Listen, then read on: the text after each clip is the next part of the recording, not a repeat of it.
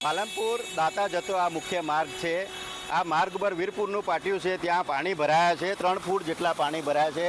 મોડી રાત્રે જે વરસાદ પડ્યો હતો એ વરસાદને લઈને જે આ અંબાજી જતો મુખ્ય માર્ગ છે, અંબાજી વડગામ જતો તમામ જતો આ ધનિયાના ચોકડી પાલનપુર શહેરથી અત્યારે જતો માર્ગ અત્યારે રોડ ઉપર 3 ફૂટ જેટલા પાણી ભરાયા। વાહન ચાલકોને ભારે મુશ્કેલી પડી રહી છે। અત્યારે તમે જોઈ શકો છો કે જે વાહનો છે અત્યારે જે અંદર 3 ફૂટની જે પાણીની અંદર મુશ્કેલી કરીને જઈ રહ્યા છે, તેને લઈને અત્યારે તો વાહન ચાલકો અંબાજી દાતા વડગામ જતા તમામ લોકો અને પાલનપુરમાંથી ગામડામાંથી ગ્રામ્ય વિસ્તારના લોકો જે પાલનપુર શહેરમાં આવતા વાહન ચાલકો હાલ તો આ પાણીને લઈને આ ધનિયાણા ચોકડીથી દાતા અંબાજી રોડ ઉપર જતા લોકો અટવાયા છે। તેને લઈને અનેકવાર રજૂઆત કરવા છતાં અહીંયા પાણીનો હલ થતો નથી।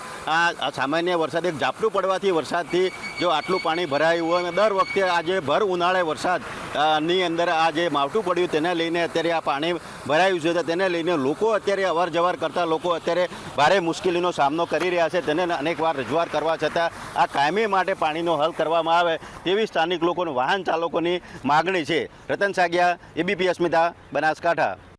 પાલનપુર દાતા જતો આ મુખ્ય માર્ગ છે। આ માર્ગ પર વીરપુરનું પાટિયું છે, ત્યાં પાણી ભરાયા છે। 3 ફૂટ જેટલા પાણી ભરાયા છે।